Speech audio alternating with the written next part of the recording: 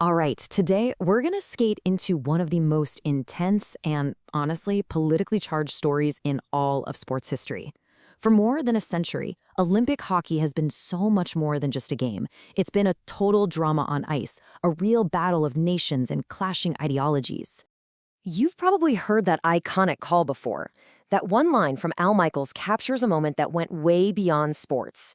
It perfectly sums up the high-stakes, legendary moments that define Olympic hockey, where a simple puck drop could feel like a major turning point in history.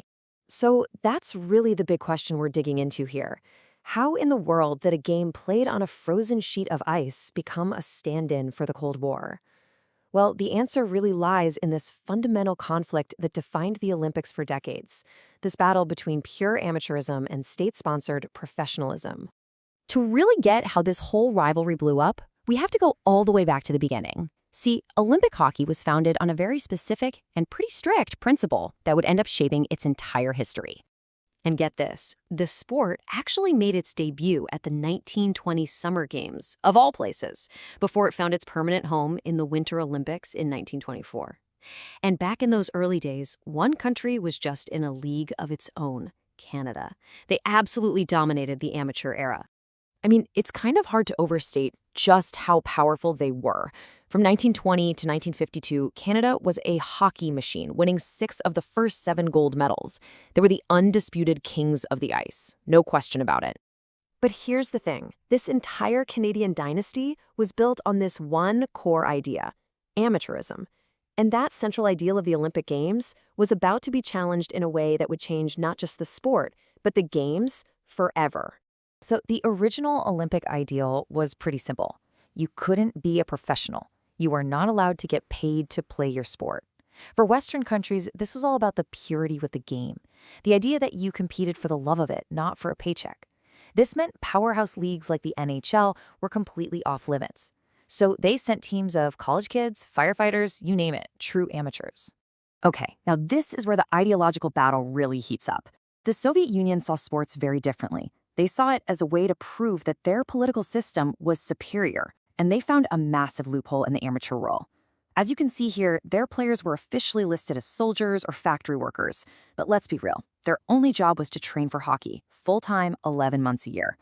They were professionals in everything but name, creating what the West started angrily calling shamateurs. This loophole didn't just bend the rules, it completely shattered the competitive balance of the sport.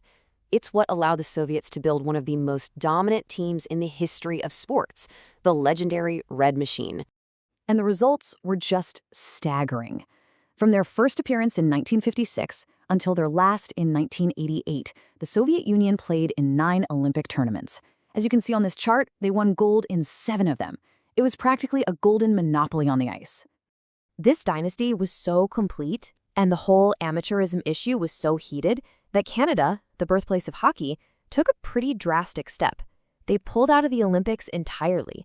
They just refused to play in the 1972 and 1976 games as a protest against the Soviet state-sponsored system. So all this frustration, this feeling that the playing field was anything but level, well, it created the perfect storm for what would become the single most famous moment in Olympic history. The stage was set, Lake Placid, New York, 1980. Right at the peak of the Cold War. On one side of the ice, you had the invincible Soviet Red Machine, and on the other, a scrappy, young team of college kids from the United States. And this is the crucial part. This was the ultimate David versus Goliath story. Team USA was literally a hand-picked group of college students with an average age of just 21. They were going up against seasoned Soviet legends. These guys were considered the best players in the entire world, period. And then, the impossible happened. In what is still considered one of the greatest upsets in all of sports history, these young Americans beat the Soviets 4-3. They then went on to beat Finland to actually capture the gold medal, completing this absolutely miraculous run. But the spirit of the underdog didn't just die in 1980. Even after the rules changed, the Olympics kept delivering these stunning upsets. I mean, look at 1998. In the very first tournament to feature the NHL pros, the Czech Republic, led by their superhuman goalie Dominik Hasek, shocked the entire world by winning gold. Eventually, the constant controversy over shamateurism forced a massive shift. the ideological battle on the ice was finally coming to an end, and the doors were about to be thrown wide open for a brand new era. So, two key decisions really changed everything. First, in 1986, the International Olympic Committee voted to allow professional athletes to compete. But the real game changer came in 1998, when the National Hockey League finally agreed to pause its season, letting the world's best players compete for their countries in the Gano-Jaman. But the relationship between the NHL and the Olympics, well, it's been a little complicated. After 5 straight tournaments filled with NHL stars, the league decided to skip the 2018 and 2022 games.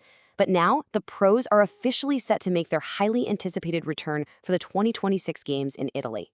The arrival of the pros really did level the playing field in a big way. While Canada and Russia still lead the all-time medal counts, as you can see in the table, the modern era has seen way more parity. Countries like the United States, Sweden, Finland, and the Czech Republic are now all serious, consistent contenders for gold. And that brings us right up to today.